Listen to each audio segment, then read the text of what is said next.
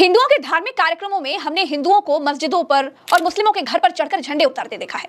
क्या किसी मुस्लिम यात्रा के दौरान किसी मुस्लिम को आपने हिंदू मंदिर की प्राचीर पर चढ़कर झंडे उतारते देखा है, झंडे नोचते देखा है? नहीं ना। हमने हिंदू धार्मिक यात्राओं में तेरी माँ का डैश डैश गाना बजते सुना है। क्या आपने कभी किसी मुस्लिम धार्मिक यात्रा में अब शब्दों से भरे गाने बजते या फिर किसी को गाते हुए सुना है? नहीं ना। हेलो हाय अस्सलाम वालेकुम दोस्तों, वेलकम टू माय चैनल। दोस्तों इंट्रो से तो पता ही चल गया होगा आज हम कौन सी वीडियो पे रिएक्शन देने वाले हैं। हाँ दोस्तों, हमारे फेवरेट प्रज्ञा जी की वीडियोस पे हम रिएक्शन देने वाले हैं गोपाल मिश्रा की हत्या के वीडियो के ऊपर। दोस्तों आप सब देख ही रहे होंगे कुछ दिनों से गोदी मीडिया गोपाल मिश्रा की मर्डर केस को कितनी बड़ा चला के परोस रहा है। प्लीज़ आप सब इस चैनलों से दूर रहे और हमारे प्रज्ञा मिश्रा जी जो एक सच्चे पत्रकार है, उनकी वीडियोस सच्ची होती है। उनकी वीडियो के थ्रू हम आज जानेंगे उस दिन की सच्ची घटना, फुल स्टोरी कि उस दिन क्या हुआ था, फुल डिटेल्स के साथ। तो दोस्तों वीडियो में बने रहना और वीडियो अंत तक देखना और जानना कि सच क्या है। तो चलिए दोस्तों वीडियो शुरू करते हैं। नमस्कार। हिंदुओं के धार्मिक कार्यक्रमों में हमने हिंदुओं को मस्जिदों पर और मुस्लिमों के घर पर चढ़कर झंडे उतारते देखा है।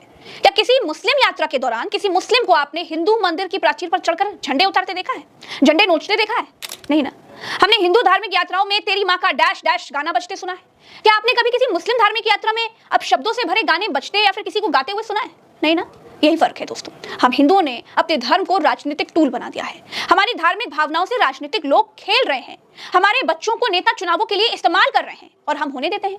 हिंदू मुसलमान के बीच दंगा, ये उनका साल 2000 से फेवरेट विषय है, लेकिन सब कुछ जानते हुए भी हम उनकी दंगा नीति में फंसी जाते हैं।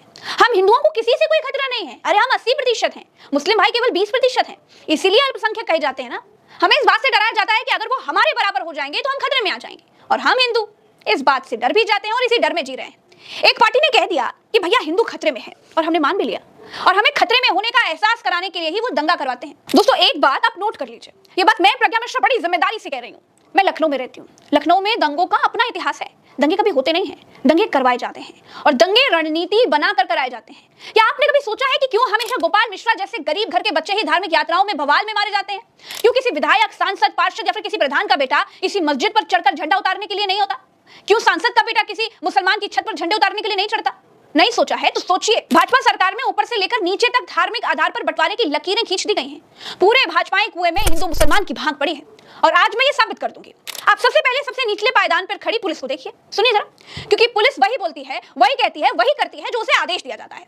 पुलिस के लिए एक जिले में रहने वाले लोग जनता ही होने चाहिए। भाजपा सरकार में पुलिस लोगों को मोहल्ले और उनके नाम से नहीं पहचान रही है, धर्म से पहचान रही है। पुलिस ने भी समाज को हिंदू इलाके और मुस्लिम इलाकों में बांट दिया है। महसी के महाराजगंज क्षेत्र में आज जब एक जुलूस एक मुस्लिम क्षेत्र में से एक मस्जिद के पास से निकल रहा था, वहाँ पे दोनों पक्षों के बीच में कुछ विषय को लेकर तकरार हुई, जिसमें दोनों पक्ष आमने सामने हुए। उसमें आपस में कुछ लोग उत्पात मचाने लगे, जिस घटनाक्रम में एक व्यक्ति को हिंदू पक्ष की तरफ से गोली लगी और बाद में उसकी मृत्यु हो गई। अब इन पुलिस से काम करवाने वाले भारतीय जनता पार्टी के विधायक की भाषा देखिए, और हिंदू मुसलमान करने का स्तर भी समझने की कोशिश करिए। ये भाजपा के विधायक शलभ मणि त्रिपाठी जी हैं, ये मेरे सीनियर पत्रकार हैं, अब भाजपा के विधायक हैं। इन्होंने मोहल्ले वाले हिंदू मुसलमान से ऊपर उठकर बहराइच के पत्रकारों को ही हिंदू और मुसलमानों में बांट दिया। एक सूची दिखाई, उसमें मुस्लिम पत्रकारों के नाम दिखाए और कहा कि इसीलिए सच बाहर नहीं आ पा रहा है।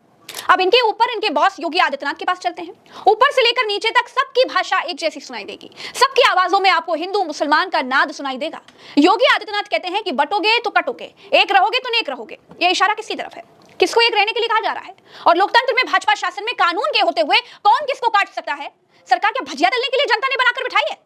ये नहीं कोई पूछता है, नहीं कोई सोचता है। वो डराते हैं और लोग धर्म के आधार पर डर भी जाते हैं। वो हिंदुओं को खतरे में बताते हैं और हिंदू ये मान लेते हैं। बहनों और भाइयों, राष्ट्र से बढ़कर के कुछ नहीं हो सकता, कुछ नहीं हो सकता। और राष्ट्र तब सशक्त होगा जब हम एक रहेंगे, नेक रहेंगे, तभी नेक रहेंगे। बटेंगे तो करेंगे। अब इनके भी बॉस को सुन लीजिए, ये देश के प्रधानमंत्री हैं। वैसे तो ये कपड़ों का रंग देखकर हिंदू मुसलमान को दूर से पहचान लेते हैं। ये बगुले से भी तेज नीर और चीर में अंतर कर देते हैं। जितना हिंदू बटेगा उतना ही उसका फायदा होगा। आप देख रहे हैं ना, नीचे से ऊपर तक सबकी भाषा सेम है, एक भाषा है। पूरे कुएं में भांग पड़ी हुई है। मंदिर में मांस रखकर दंगा करवाने वाले लोग कौन हैं?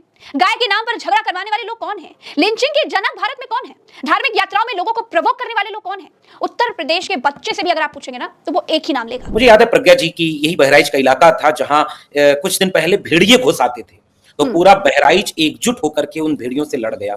लेकिन आज ये हो रहा है कि उसी एकजुट बहराइच को भीतर से लड़ा दिया गया और दो खेमों को आमने सामने खड़ा कर दिया गया। और अब ये पैटर्न बन गया है। सबसे खतरनाक क्या है, इस भीड़ में सब कुछ है। डीजे है, डीजे पर आपत्तिजनक गाने हैं, चुनावी रैलियों की तरह जुलूस है, हथियार लहराने वाली भीड़ है, नौजवानों के हाथों में जाने क्या क्या है, सब कुछ है इस भीड़ में, बस धर्म नहीं है। और इसी वजह से वो दंगे की शक्ल ले लेता है।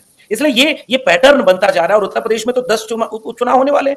मुख्यमंत्री दिल्ली में बैठक कर रहे हैं, उनके सहयोगी दल नाराज बताए जा रहे हैं। 24 के उपचुनाव में सपा और कांग्रेस के गठबंधन और पीडीए ने उनको यूपी में हरा दिया। अब 10 अगर उपचुनाव भी हार जाएंगे तो मुश्किल में फंस जाएंगे।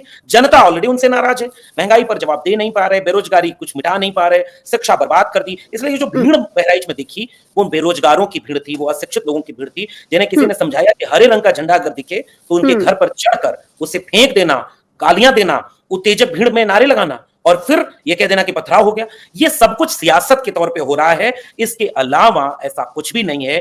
जो मोहल्ला एक समय शांति से रहा हो, वो मोहल्ला किसी एक धर्म के जुलूस में अचानक आग में चला जाएगा, वो यूं ही नहीं होता अगर उसमें सियासत ना होती। तो ये शुद्ध तौर पे सियासी मामला है। आप सोच कर देखिए कि यही उत्तर प्रदेश के मुख्यमंत्री योगी आदित्यनाथ हैं।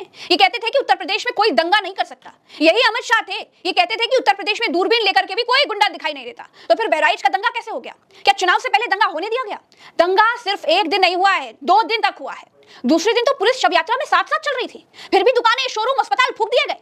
फिर कहती हूं दोस्तों, होशियार रहिए। सियासत के लिए नेता एक नहीं अनेक गोपाल मिश्राओं को टूल बनाकर कुर्बान कर सकती है।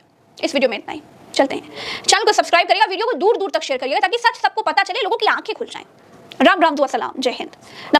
तो दोस्तों देखा आपने इस देश का माहौल किस तरह से बिगड़ गया है। अभी मुझे तो नहीं लगता है ये कभी भी अभी ठीक हो सकता है, क्योंकि इस देश के जितने भी जनता है उनके अंदर कितनी जहर भर दिया गया है मुसलमानों के खिलाफ।